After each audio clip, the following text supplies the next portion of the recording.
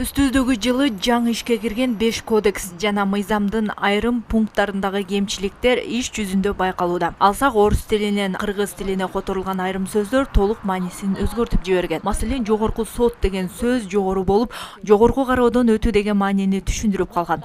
Мындай кичине бирок орчундуу маселелерди жараткан кодекстеги айрым мүчүлүштүктөргө өзгөртүүлөр киргизилүүдө. Буга карата жерлерде атайын сунуштар чогултулуп, жогорку сот тарабынан аймактардын иш мерземдери текшерилүүдө.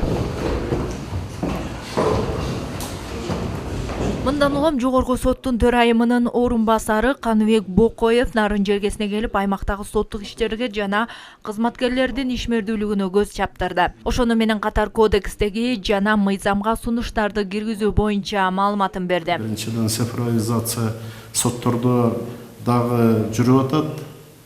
Ал биринчиден аудио видеофиксация. Сот процесстерин бүт прямой эфирде алып баруу жөнүндө. Себеби жөнөкөй карапайым адамдарга, соттолуучуларга, жабырлануучуларга, ошондой эле сотко катышкан бүт процесстин катышуучулары бүт ошо видеофиксация аркылуу билиптирүү үчүн жүргүзүлүп атат.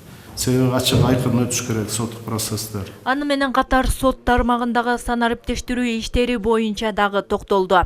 Маселен, соттук иштердин ачык айкындуулугун камсыздоо аракетинде ар бир облустук жана шаардык сот залдарына аудио-видео камералар орнотулуп, түз эфирде көрсөтүлүүгө мүмкүнчүлүк түзүлгөндүгүн баса белгиледи. Ошондой эле тигил же бул сотту тандоо же аларга көрсөтмө берүүдө бардыгы электрондук түрдө жүргүзүлө баштады. Ал эми бизде АИС программасы райондордо толугу менен ишке ашкан. Ал эми аудио видео фиксация боюнча бул Нарын шаардык соту, ошондой эле Нарын областык сотунда толугу менен жазылат соттук отурумдар.